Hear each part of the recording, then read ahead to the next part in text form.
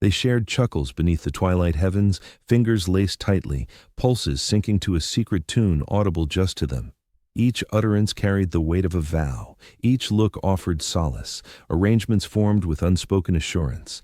Aspirations murmured like the cosmos was plotting to bring them to life. Existence seemed boundless, affection unbreakable. Then, so subtly it was barely noticeable, the glow started to dim. Dialogues that had streamed smoothly turned awkward and forced. Chuckles grew brief, echoing emptily. The ease that needed no explanation now felt remote. And suddenly, like being swept into an unexpected gale, it shattered. Fingers parted, gazes shifted aside. Quietude swallowed all that had once pulsed with color. In the wake that followed, the world marched on unchanged. Avenues buzzed with activity. Rays of sun poured across housetops. Timepieces advanced relentlessly. Yet within, a profound transformation occurred. The psyche, reluctant to yield completely to the ruin, started concealing the anguish. It murmured, "Keep it hidden. Show no one. Shield yourself." Thus, the suffering turned unseen. Nestled in memory's shadows, woven into daily habits, even concealed under forced grins. Such is the riddle of stifled torment. Music. On the surface, existence looks ordinary. The individual rises, heads to the office, mingles, and might even chuckle once more. But deep down, the inner emotional terrain has altered irrevocably.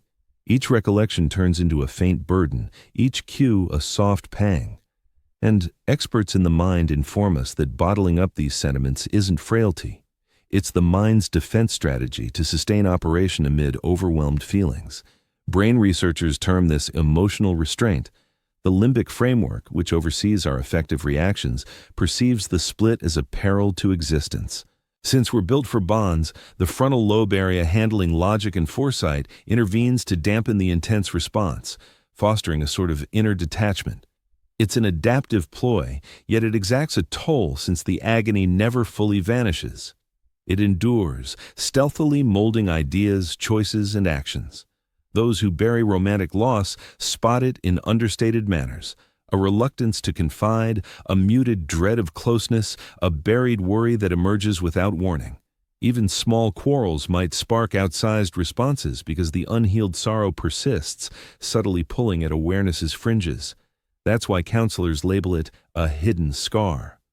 Unlike a visible hurt, this torment stays out of sight. It doesn't ooze. It doesn't cry out. It dwells in fleeting facial twitches, in sleepless evenings, in instants when thoughts wander to what's gone. Though suppression aids endurance short-term, its enduring impacts run deep. Research in mental science has consistently demonstrated that untreated affective hurt can fuel ongoing tension, sway judgments, and impact bodily well-being. Still, beyond the scholarly insights, it's the personal reality that counts most. The instances when your torso constricts inexplicably, when a melody summons sobs you thought were spent, when the scent of a known spot seems tied to another life. All these are the soul's alerts for what it hasn't yet let go. And the sorrow of loss isn't straightforward. It doesn't taper off steadily in a tidy, foreseeable arc. Rather, it arrives in surges. Certain days it seems far off, nearly bearable. Others, it crashes back with the abrupt power of a tempest you assumed was over, making you doubt if the break ever mended. This repeating pattern fuels the stealth of buried hurt, for in rejecting the feeling, you also forgo the chance to grasp it, weave it in, and finally set it free. Mind specialists deem this emotional sidestepping. Dodging might mimic fortitude. It lets one perform at the job, sustain bonds, or launch fresh romances. But under that facade, the pending anguish subtly steers conduct. Folks may gravitate toward repeated heart-wrenching loops, cycling through unsatisfying ties or undermining effective links without grasping the root. Curiously, brain science offers a basis for this enduring grip of stifled romantic grief. The amygdala, the brain region handling alarm and emotional weight, ramps up after soul-shaking incidents. At the same time, the hippocampus, tasked with storing recollections, tries to archive the affective backdrop. Yet when feelings are deliberately quashed, the nerve pathways stay somewhat engaged, preserving the episode in splintered pieces. The outcome is an inner strain, a lingering resonance of hurt, even as the aware self assumes progress. And still, here's where our inner strength shines. Suppression, protective though it be, also sends a gentle cue. It serves as a nudge, acknowledging that the suffering is real and demands eventual facing is crucial. The unease of carrying unaddressed feelings, though challenging, might spark introspection, individual development, and ultimate emotional harmony. A frequent pattern among individuals suppressing the agony of a separation involves what experts term emotional compartmentalization. Daily routines persist, occurrences unfold, achievements get marked, yet all in isolated segments. Happiness arises in one area, tasks get accomplished in another, connections with others are upheld in yet a different space. All the while, the sorrow stays locked in a psychological container, now and then seeping out as frustration, diminished drive, or unexplained sadness. Gradually, this division turns into a routine, a survival strategy that ironically sustains an appearance of balance even as it fuels internal turmoil. Memories, too, grow picky. The psyche prefers to retain snippets of intense feelings over a seamless storyline. That's why specific prompts, like a tune, a word, or an aroma, can abruptly summon a sharp revival of sentiment, at times more potent than the initial experience. Such instances prove both bewildering and enlightening, as they highlight the unresolved emotional labor that has gone unexamined. There's an odd twist in this dynamic. The effort to stifle discomfort can actually heighten its mental burden. The harder one tries to block out reflections and sensations tied to the split, the more tenacious those intrusions grow. Experts in cognition label this the ironic process theory, where attempts to avoid a topic heighten the chances of it invading one's thoughts. This explains how someone might assure themselves, "I'm okay. I've let it go." Still, their thoughts keep drifting back to instances of joint amusement, soft vows, or that last look marking closure. This isn't frailty. It's the profound human tension between deliberate intent and buried recollections. It's how the psyche safeguards the ego while yearning for comprehension. Accepting this conflict marks the initial move toward ending the pattern. Suppressed romantic loss also impacts subsequent bonds. Folks frequently step into fresh ties burdened by unexamined residues from before, consciously or otherwise. Bonding styles may alter, confidence might falter, and closeness could be shielded. Though the aware self assumes the old affection is finished, the deeper psyche clings to feeling-based traces that subtly steer decisions, responses, and views of newcomers. But optimism exists. Studies in psychology indicate that surfacing these concealed sentiments via writing exercises, counseling, or contemplative methods enables the mind to rework the sensations by identifying the distress, tracing its sources, and weaving it into a personal saga. Slowly, the hold of lingering sorrow loosens. The hurt doesn't disappear right away, yet it evolves, folding into a broader tale instead of staying an open sore. Repressed anguish holds a strange allure too. Since it's concealed, it frequently drives self-examination, innovation, and richer feelings. Countless authors, creators, and philosophers transform the silent grief of lost love into deep creations, converting former torment into wisdom and links with humanity. Once recognized and handled, the ache serves as a link to compassion, inner insight, and genuine existence. Thus, the buried pain from a rupture isn't merely a dark presence. It acts as an indicator, a compass, and at times an instructor. It murmurs insights on bonding, openness, and the need for feeling-based truthfulness. Though the first reaction might be to enter the discomfort, grasping its mental foundations and effects empowers one to eventually emerge, not merely mended, but sharper, kinder, and more in sync with the quiet flows of human sentiment. Even the tiniest admission of this concealed mourning, labeling it, sensing it, watching it, can start transformation. For as long as the feeling stays ignored, it quietly molds ideas, behaviors, and self-image. The instant it's noted, early strands of release start threading into awareness, forging a route to feeling-based liberty, wholeness, and ultimately strength. The opening move in recovery starts with perception.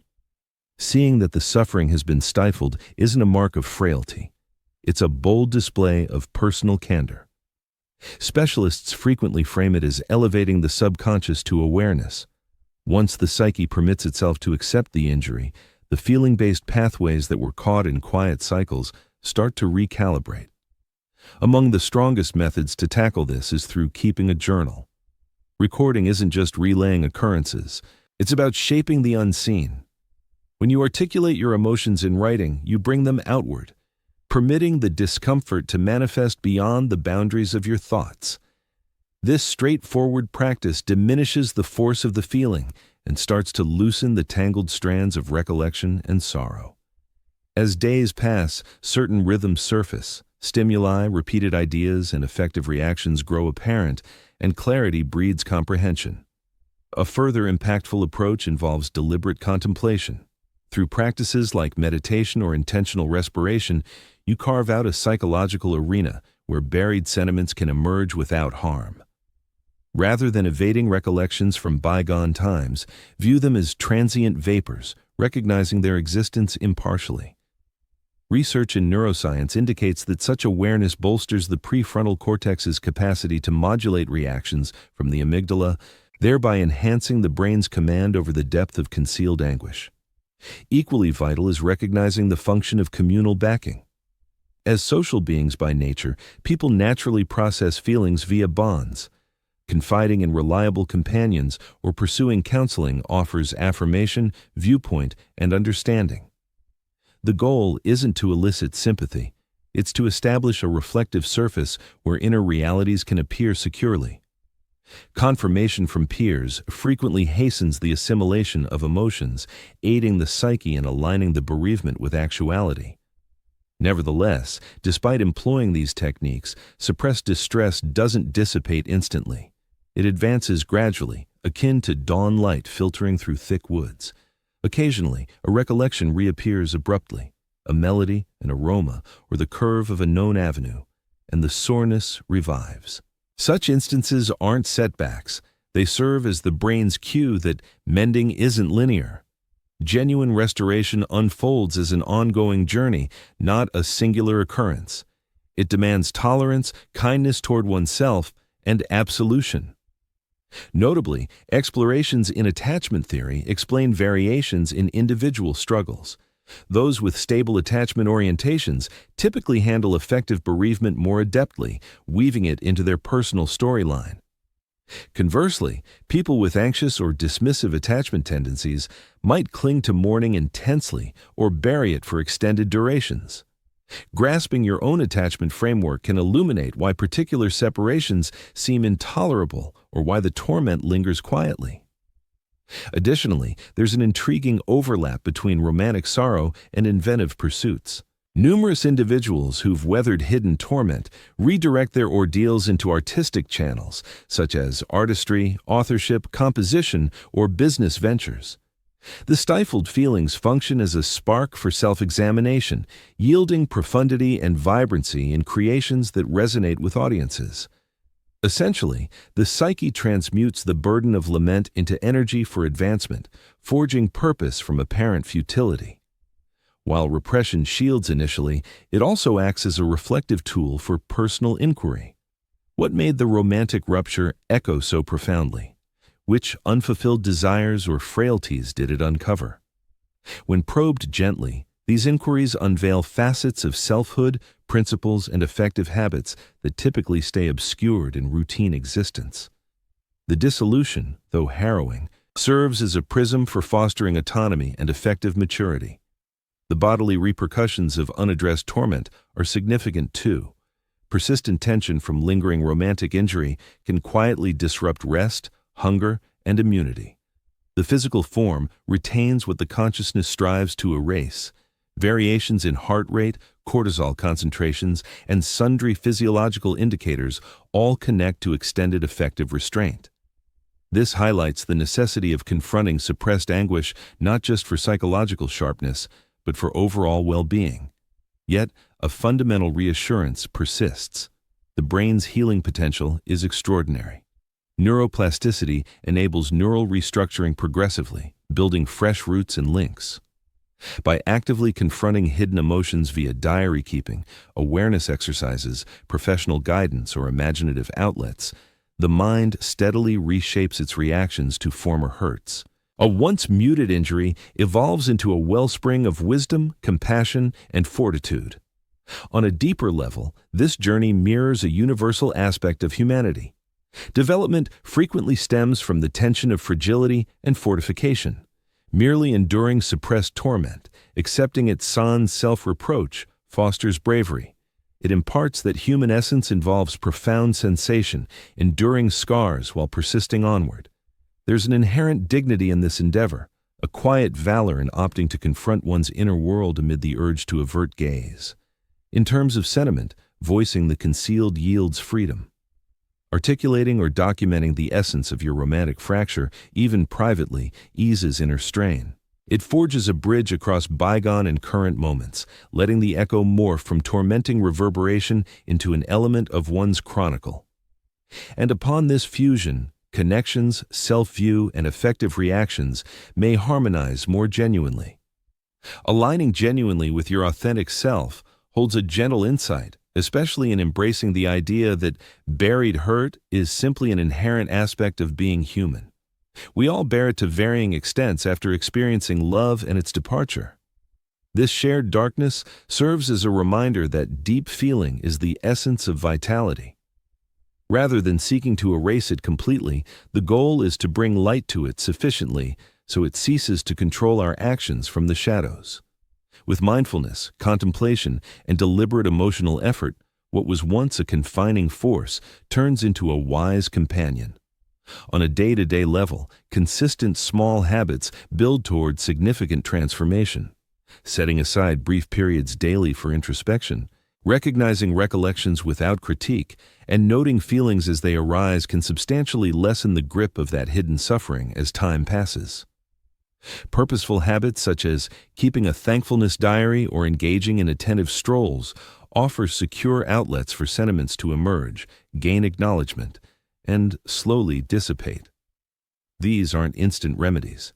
They serve as anchors for lasting psychological well-being. At its core, the dynamics of suppressed anguish following a separation uncover a fundamental aspect of our existence. Feelings aren't barriers. They act as instructors. Each pang, each enduring recollection, each subdued instant of mourning offers lessons on bonding, longing, and inner fortitude. Facing this concealed hurt doesn't just propel us forward, it fosters development. It teaches us to connect with greater intention, to engage with true openness, and to embrace both elation and anguish within one vast capacity for emotion. Thus, the ache of a broken heart, even when muted and held back, isn't a final stop. It's a gateway to inner clarity, richer sentiment, and the subtle command of one's emotional landscape. When met with bravery, forbearance, and thoughtful examination, the suffering shifts from an unseen burden to a wellspring of understanding, power, and deep personal insight. Ultimately, the tale isn't centered on the loss of another. It's about rediscovering your own essence. Every unspoken sorrow, every stifled idea, every subtle throb carries the promise to instruct, to enrich, and to brighten the way ahead. And as the psyche at last permits full sensation, observation, and absorption of the sorrow, the spirit uncovers an endurance previously unknown. The once buried distress integrates into a broader story.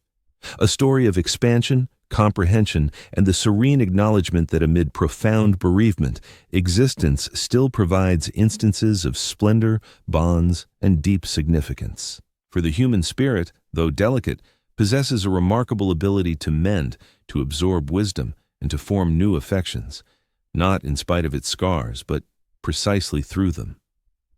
Music,